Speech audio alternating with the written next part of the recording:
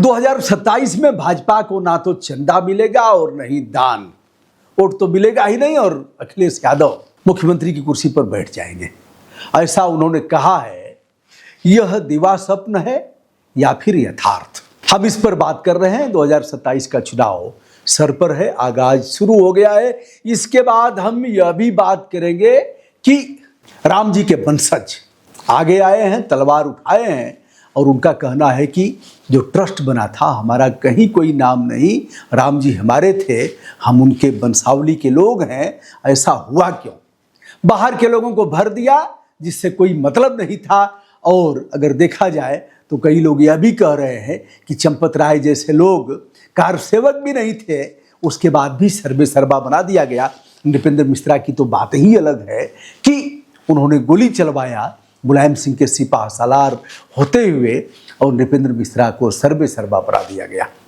जब राम मंदिर करोड़ों श्रद्धालुओं की आस्था का केंद्र है तो फिर स्वयं को भगवान राम के वंशज बताने वाले राज परिवारों के प्रतिनिधियों को श्री राम जन्मभूमि क्षेत्र ट्रस्ट में स्थान क्यों नहीं दिया गया, यह बात अब बहुत तेजी से उठ रही है और वह लोग इसके लिए मानने को तैयार नहीं है। इस मामले को लेकर के जहां केंद्र में हलचल मची है, नरेंद्र मोदी भी इस मामले को लेकर के परेशान है, क्योंकि हर मामले में वह श्रेय लेते हैं, भूमि पूजन से लेकर के और राम जन्मभूमि आंदोलन के निर्णय को कराने से लेकर तमाम मामलों में उद्घाटन से लेकर के पताका फहराने तक, राम जी की मूर्ति से लेकर के कुछ बाकी नहीं रहा। हर मामले में श्रेय लिया, नजरअंदाज कर दिया शंकराचार्य जी लोगों को। ऐसे में इस मामले पर उनकी जबान को ताला क्यों लग गया है?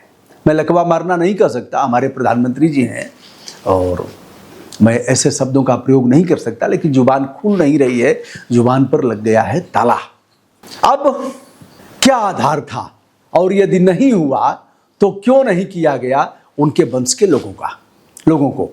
ट्रस्ट का गठन केंद्र सरकार ने सर्वोच्च न्यायालय के फैसले के बाद किया था, जिसमें राष्ट्रीय स्वयंसेवक, विश्व हिंदू परिषद तथा भाजपा के समर्थित विशेषज्ञों, समाज सेवियों, राम मंदिर के आंदोलन से जुड़े कई प्रमुख लोगों को शामिल किया गया।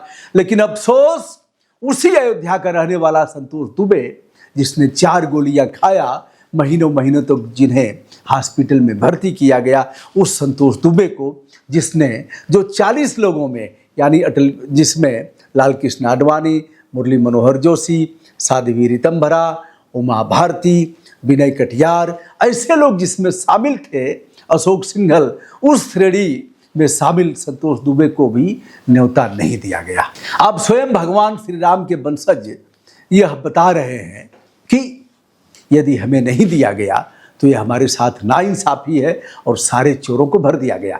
इसी में राज परिवार के सदस्य की भी बात आ रही है, जिसको इसमें शामिल नहीं किया गया। देखा जाए दोस्तों, आधिकारिक स्पष्टीकरण सार्वजनिक जो किया गया है उसकी बात हम कर रहे हैं। अब सवाल, राम मंदिर ट्रस्ट में कौन कौन सदस्य थे, इसकी बात हम करेंगे। थे क्या? हैं, अभी कहाँ, ट्रस्ट भंग थोड़ा ही हुआ है। बाबा ने 15 दिन का समय मांगा था। परखे मोह एक पखवारा, यह है, महीने भर का समय दिया गया है। भगवान राम ने 3 दिन का समुद्र को समय दिया और परखे मोह एक पखवारा 15 दिन का। रावण ने सीता जी को समय दिया था, मांस दिवस जो कहा न माना, तव में मारब काढ़ी कृपाना, ऐसे कहा था। और फिर हनुमान जी ने भी सीता जी को 1 महीने का ही समय दिया था। मास दिवस जननी धर धीरा, कपिन सहित अहे रघुबीरा, निश्चर मार तो हैं ले जई हैं, सुर नर मुन सब मंगल गई हों। आदित्यनाथ योगी कह रहे हैं कि 500 साल तक आपने इंतजार किया तो 15 दिन में इंतजार करने में क्या हो जा रहा है। लेकिन ये बाबा उस इंतजार में टिनुआ सबसे बड़ा अपराधी बन गया। टिन्नू, ऑटो चलाने वाला टिन्नू, चंपत राय का सिपह सालार, मोटकी सिकड़ी पहन करके, और वह हाथ में भी पहनता था, लग्जरी गाड़ी से चलने लगा। ये बाबा चंपत राय ने ही इन सबों की नियुक्ति किया था और वह वाकी टाकी लेके चलता था, किसी की हिम्मत नहीं थी, बेरोक टोक जाता था। रामलला के उस गर्भगृह में पहुंच जाता था, किसी की हिम्मत नहीं थी। किसी में वो अंगूठी लेके चला जाएगा, किसी में मुकुट लेके चला जाएगा, किसी में कोई गहना लेके चला जाएगा, कोई असरफी। अब पता नहीं चंपत राय की मजबूरी क्या थी, कह रहे हैं कि टिनुआ बड़ा धोखा दिया। ये बाबू, चंपत बाबू, इतने दिन में आपको पता नहीं लगा कि टिनुआ इतना बदमाश है? इतने दिन में आपको नहीं पता? और एक बाबा, अयोध्या का एक बाबा, जगत गुरु परमहंस आचार्य कह रहे हैं कि टिन्नू को फांसी होनी चाहिए। क्या कह रहे हैं?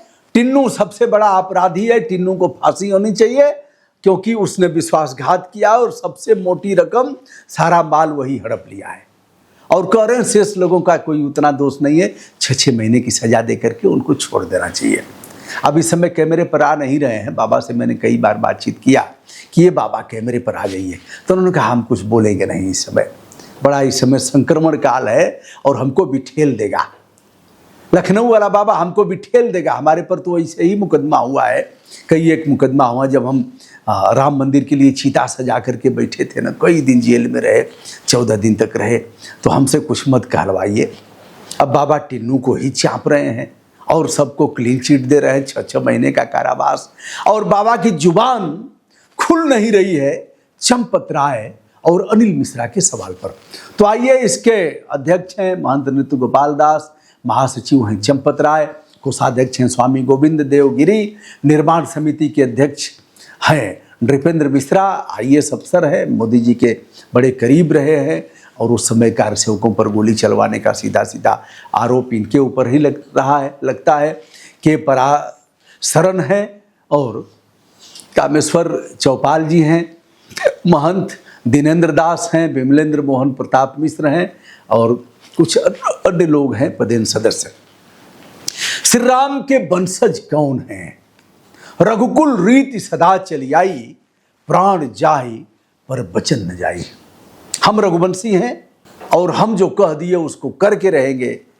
हमारे शरण में जो आ गया उसके ऊपर हम बाण नहीं चलाते हैं। तापसी वेश विशेष उदासी, 14 बरस राम वनवासी। निश्चरहीन करहु मही, भुज उठाए पनकिन, सबहि मुनिन के आश्रम, जाय जाय सुख दिन। हम रघुवंशी हैं। जो न मित्र दुख होय दुखारी, तिनहि बिलोकत पातक भारी। जो मित्र के दुख में दुखी नहीं होता उसे देखने में भी पाप लगता है। शरणागत जो आया शरण में। आइए, विषयांतर हो जाएंगे, मानस की तरफ दिमाग चला गया था। वर्तमान में सिसोदिया वंशीय लोग अपने को कहते हैं कि हम राम के वंशज हैं, कच्छ हैं, वहा हैं, पेचेले हैं, गहलोत और शाक्य वंश के राजपूत घराने के लोग स्वयं अपने आप को भगवान श्री राम का वंशज मानते हैं। सबसे प्रचलित धारणा यदि देखा जाए तो जयपुर से उभर करके आती है। जयपुर का राजघराना, जहां की महारानी पद्मिनी सिंह एवं उनके परिवार के लोग भगवान राम के जो पुत्र थे कुश, उनके वंशज अपने आप को मानते हैं। और एक अंग्रेजी समाचार पत्र के साक्षात्कार का यदि संज्ञान लिया जाए तो महाराजा भवानी सिंह भगवान कुश के 309वें वंशज बताए जाते हैं। इस राजघराने की बात करें तो सन 1921 में महाराजा मान सिंह ने 3 शादियां की। उनकी तीसरी पत्नी से उत्पन्न पुत्र भवानी सिंह का विवाह रानी पद्मिनी से हुआ था। पद्मिनी सिंह को एक पुत्री दिया सिंह और उनका विवाह राजा नरेंद्र सिंह के साथ हुआ, जिससे 2 पुत्र पैदा हुए, पद्मनाभ सिंह और लक्ष्यराज सिंह। दोस्तों, भारत के कई राजघराने, हमने एक वीडियो किया था सरदार जी का, निहंग सरदार थे, उन्होंने दावा किया, मेरे ख्याल से कुंभ मेला के समय हुआ था, तो उन्होंने दावा किया, वीडियो आप देख सकते हैं, मैं प्रयास करूंगा लिंक डालने का। तो उन्होंने कहा कि हम असली वंशज हैं भगवान राम के।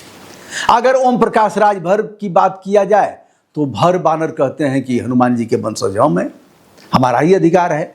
भर और बानर लोग कहते हैं, भर और बानर। अगर आदित्यनाथ योगी जी की बात किया जाए तो उन्होंने कहा कि हनुमान जी दलित थे। अब ये है सब महापुरुषों को भी बांट दिया इन लोगों ने। तो अब हनुमान यह कहे थे एक प्रदेश के चुनाव में, आप उसको देख लीजिएगा, कहते हैं कि हनुमान जी दलित थे। अब दलित इलाके में बाबा अगर कर रहे थे सभा तो हनुमान जी को दलित बता दिए। ऐसे ही तमाम महापुरुषों पर चलता रहता है। तो अगर जयपुर के चर्चित राज परिवार की बात किया जाए तो वह लोग अपने को मानते हैं कि हम भगवान राम के वंशज हैं। हालांकि इन दावों की स्वतंत्र ऐतिहासिक पुष्टि सभी मामलों में न तो उपलब्ध है और न ही इस पर हम प्रमाण के तौर पर कह सकते हैं। क्या राम मंदिर ट्रस्ट का गठन वास्तव में हिंदू समाज का जो प्रतिनिधित्व करता है तो उनकी वंशावली के लोग हैं उसमें शामिल नहीं किया गया? क्या इस ट्रस्ट में ऐसे लोगों को शामिल किया गया जो कारसेवक भी नहीं थे, उन्होंने गोलियां भी नहीं खाया और राम मंदिर निर्माण के लिए और राम जन्मभूमि का जो आंदोलन हुआ था उसमें उनकी कोई भूमिका नहीं थी? राम मंदिर करोड़ों हिंदुओं की आस्था का केंद्र है। तब देश भर के शंकराचार्यों और विभिन्न अखाड़ों, स्वतंत्र संतों, नारायण, रामायण और विद्वानों, सामाजिक प्रतिनिधियों को देखा जाए तो राज परिवारों को पर्याप्त प्रतिनिधित्व क्यों नहीं मिला, यह एक बड़ा सवाल है। हम आते हैं अखिलेश यादव पर। अखिलेश यादव ने कहा ना तो चंदा मिलेगा और ना ही वोट मिलेगा। अब भैया अखिलेश यादव कैसे कह रहे हैं? अरे बिहार में भी आपने तमाम सभाएं किया, छक्का मार गए, बलमुआ छक्का मार गई, एने ओने बल्ला घुमोलस, बहुते नाच नचौलस। बिहार में प्रधानमंत्री जी ने कहा भाइयों मानो हमारी मां को गाली दी गई है। अब बिहार में हुआ क्या? एक मक्खनचुआ था, चढ़ करके राहुल गांधी की सभा में चढ़ गया और चढ़ करके गरिया दिया। बाबा उस समय कहीं विदेश में थे, आते ही बाबा ने शुरू किया। बाबा तो 1 लाख सिने जगत के अभिनेता मरेंगे तो हमारा बाबा पैदा होगा। बाबा अगर फिल्म में होते तो अमिताभ बच्चन से लेकर के शाहरुख खान और सब इनके चरणों में लौटते कि कुछ हमें गुण सिखाइए प्रभु। इनके चरणों में बैठ करके वो लोग सीखते कैसे करना है। हमारे बाबा इतने अच्छे हैं इस मामले में, अपना प्रणाम निवेदित करता हूं। तो उन्होंने कहा आग लगवा दिया बिहार में। आग क्या लगवा दिया? चक्का जाम करवा दिया। इन्हीं भाजपाइयों ने चक्का जाम किया। वो अभी देखिए, हम इन एक की बात नहीं कर रहे हैं। हमने कहा गधा कौन? राहुल गांधी। हमने कहा गधा कौन? तेजस्वी यादव। हमने कहा गधा कौन? रविशंकर प्रसाद, कानून मंत्री, वर्तमान सांसद। हमने कहा गधा कौन? भारतीय जनता पार्टी का प्रदेश अध्यक्ष। गधा कौन? सम्राट चौधरी। कारण कि इन सब ने चक्का जाम किया। जब प्रधानमंत्री जी की मां को गाली दी गई, डबल इंजन की सरकार, अपराध दर्ज हुआ, मक्खनचुआ पकड़ करके ठेल दिया गया जेल में, ये बाबा उसके बाद भी बिहार बंद कराने का क्या मतलब रहा? मैंने लिखा पढ़ी भी किया, लेकिन जानते ही हैं कुछ होना नहीं है। गवर्नर को जाकर के दिया। गवर्नर सूस जैसे सोए हुए हैं। सूस एक सुईस होता है, वैसे ही सोए हुए। एक हमारे पास रिसीविंग है, हमारा क्या कर लेंगे? क्या कर लेंगे? कुछ नहीं करेंगे, कुछ नहीं करेंगे, ऐसे कह रहा हूं, कुछ नहीं करेंगे। कारण कि हमारे मेल का कोई जवाब नहीं, हमारे पत्र का कोई जवाब नहीं, तो आरती उतारूंगा तुम्हारी। हमने अन्य लोगों को भी लिखा, कोई मतलब नहीं, आरटीआई लगाया, 2-3 पत्र आकर के रह गए। हमने कहा एक्शन क्या हुआ इन लोगों पर? सबकी बात किया हमने। गधा कौन? भाजपा के नेता रविशंकर प्रसाद, कानून मंत्री, पूर्व कानून मंत्री। अब चलिए आइए, अब अखिलेश यादव यह बात कह रहे हैं तो भैया बिहार में तो कुछ हुआ नहीं। खूब भाषण किया आपने, जाकर के तमाम सभाएं हुई, अच्छी अच्छी सभाएं हुई। असम मान लीजिए, ठीक है, असम आपका कुछ नहीं है, ज़्यादा नहीं है वहाँ कुछ, और पश्चिम बंगाल में कुछ हुआ नहीं। तो कह रहे हैं कि न चंदा मिलेगा, न दान और न ही वोट। चंदा तो मिलेगा ही। अरे चंदा क्यों नहीं मिलेगा? चंदा मान लीजिए, चंदा में आप पिछुआ गए। इलेक्टोरल बॉन्ड वाला जो आया था सुप्रीम कोर्ट के आदेश पर, एसबीआई ने जो बताया, चिल्ला करके बताना पड़ा। जब सुप्रीम कोर्ट ने चढ़ाया चाबुक का, बताओ, बताना पड़ेगा, पारदर्शिता का सिद्धांत है, तो बताया। उसमें ठीक है, आप बहुत पीछे थे चंदा में, तो अगर और कोई नहीं देगा तो गाय की कंपनियां तो चंदा देंगी। और कोई अगर भारतीय जनता पार्टी को चंदा नहीं देगा प्रदेश में, तो जो गाय काटने वाली कंपनियां हैं, बीफ की कंपनियां हैं, वह तो चंदा देगी। उसको कैसे रोकेंगे? मार लीजिए, उसी में से आप भी कुछ मार लीजिए, क्योंकि कल आपकी गवर्नमेंट अगर हो जाएगी कदाचित, तो वह आपसे भी काम लेंगे, तो आप भी उसमें मार लीजिए। तो चंदा तो मिलेगा ही, और वोट के बड़े तरीके हैं लेने के, वह वोट भी लेंगे। अखिलेश यादव मूल रूप से अयोध्या दान गबन जो हुआ है उस मामले पर सियासत की जो सीढ़ियां हैं उस पर चढ़ने का प्रयास कर रहे हैं। क्या इसका लाभ मिलेगा उन्हें? क्या वोटर जाएंगे अखिलेश के साथ? क्या 2027 में भाजपा को पटखनी देंगे और समाजवादी पार्टी के साथ जाएंगे? यदि जाएंगे तो क्यों और कौन सा ऐसा कारण है? माना कि मतदाता नाराज हैं, लेकिन कहेंगे साहब विकल्पवा बताइए ना, हमारे विकल्प बताइए, इसका क्या विकल्प है? मैंने कई बार कहा है, 100 जूता खाए तमाशा घुस के देखे। जहां तक अधिवक्ताओं का सवाल है, उन लोगों ने मोर्चा खोल दिया है। लगातार वह लोग अयोध्या में हमलावर हैं। चंपत राय बाहर जाओ, अनिल मिश्रा बाहर जाओ। क्या वो लोग बाह पकड़ करके इन्हें अयोध्या से बाहर करेंगे? क्या जो तहरीर दिया है अधिवक्ताओं ने, क्या उसके आधार पर कोतवाली में अपराध दर्ज होगा? यह तो समय बताएगा। फिलहाल क्या कहना है आपका अखिलेश यादव के उस बयान पर कि ना तो चंदा मिलेगा, ना ही वोट मिलेगा, और ना ही मुख्यमंत्री की कुर्सी मिलेगी, और ना ही कोई दान मिलेगा? इस बात से आप कितना सहमत हैं? क्या भारतीय जनता पार्टी से लोग नाराज हैं? तो क्या नाराजगी का लाभ अखिलेश यादव और कांग्रेस पार्टी को मिलेगा, अथवा फिर एक बार बाबा अगला चास करने के लिए तैयार हैं? बाबा हमलावर हैं और बाबा का यमराज जो हर चौराहे पर बताते हैं, अब दिख तो नहीं रहा है, यमराज कहीं दिख नहीं रहा है, उसके दूत भी नहीं दिख रहे हैं, पूरी तौर पर सड़क खाली है, जो चाहो वह कर लो। तो क्या इसका लाभ होगा? समय बताइएगा। और इस बारे में आपका कमेंट हम विनम्रता के साथ आमंत्रित कर रहे हैं। प्रणाम, नमस्ते, शुभकामना, बहुत बहुत धन्यवाद।